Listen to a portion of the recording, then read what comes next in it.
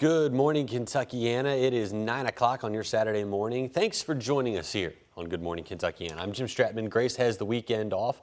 Meteorologist Reed Yaton is out and about right now, out at the Gaslight Festival in J-Town. Reed, things are looking pretty good right now out there. Indeed, it's shaping up to be a great day and a great rest of the weekend. Good morning, everybody. Welcome to the 9 o'clock hour. We're live in Jeffersontown, and with me is the president of the Jeffersontown Chamber of Commerce here at the Gaslight Festival, Dina Karam. Thanks for having me. Good morning. Welcome to Gaslight Festival. We gave you Chamber of Commerce weather. Yes, we did. Let's just give folks a little clue about how big this festival is. So this is the 54th year of the Gaslight Festival. Okay. We have more than 300 vendors, which include arts and crafts and leather goods and packaged goods and businesses. So we're here to celebrate community. That's great. Now, let's go ahead. You say, what's the weather going to be like? Well, I think the weather's going to be pretty agreeable for all of the events going on. As we take a look at Max 2, you can see on the left-hand side there, look at the event. It is a busy weekend in Kentuckiana. As I said earlier, September, October are two of the busiest months of the year around here. This afternoon, we'll call it 82 degrees. It's 59 here in J-Town right now. Very comfortable, 82 this afternoon. Slight chance for a shower, mainly south of the parkways. Tomorrow, a few more clouds, 77, and again, a few scattered showers, 30% chance during the afternoon and early evening. Dina, you've got some good vendors lined up we're going to talk to? Yes, I do. We're going to do a lot of show and tell this hour here. Yes, we're going to celebrate some businesses. So if you want to come out, come on. The doors are open, as they say. I would say so, and the weather is great. It is. Couldn't have it better. We'll see you again about 9:16 live from the Gaslight Festival in J-Town.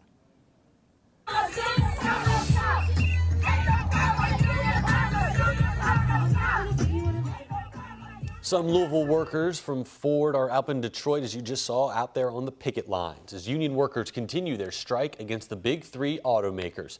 This strike could have a major impact on the broader U.S. economy, but union officials have said that they just don't have another choice. UAW is asking for a 40% pay increase, a return to pension plans, better retiree health care, and cost of living adjustments. But executives with the car companies call these demands unrealistic. Everybody has to understand the profits that General Motors makes, we reinvest in the business, we reinvest in our people to put new products, because having products that people want to buy is the way that we keep all of our assembly plants running. Union leaders have organized a targeted strike, but right now that targeted strike does not include the plants here in Louisville. Should that strike continue, however, local UAW leaders tell us that it may just be a matter of time before they're called up.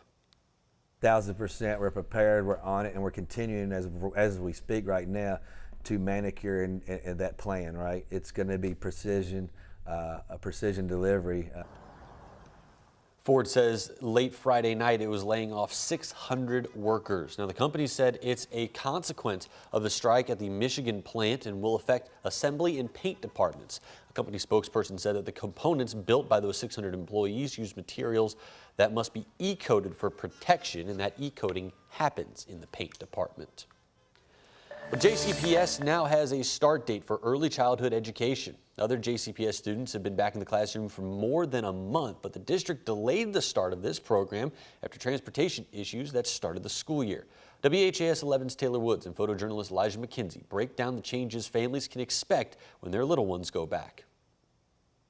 I just been waiting, by the phone to see when my child can start school. Jalen Smith has waited anxiously to see when her daughter will return to Duval Education Center. JCPS announced all early childhood locations will open on Monday, September 25th. It's very frustrating to her. She really don't understand because she's 4, but yeah, she's missing the interaction. But with the district's transportation challenges, there will be some changes. Early childhood students who have special needs and have transportation in their individual education plan, or IEP, can receive transportation starting September 25th. All early childhood students with special needs can have transportation beginning October 9th. Transportation will be available between 10:30 a.m. and 1:30 p.m. Early childhood students who do not have an IEP are not eligible for transportation. It's just a very unfortunate situation that, I have to choose either one of those, pick up or drop off, and then have to call on other people to help. In an effort to help, JCPS says they're working on a plan to provide families with a monetary stipend for transportation. Clearly acknowledge it's an inconvenience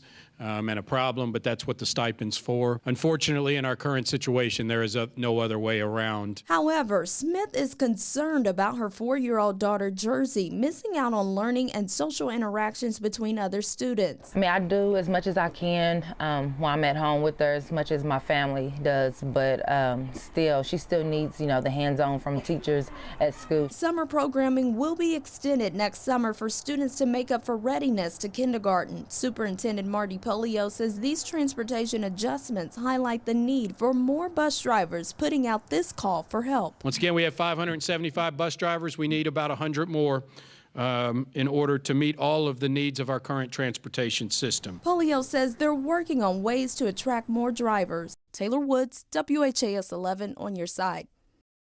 The JCPS will offer a $5 an hour raise for drivers if an early childhood route makes their current ones more challenging.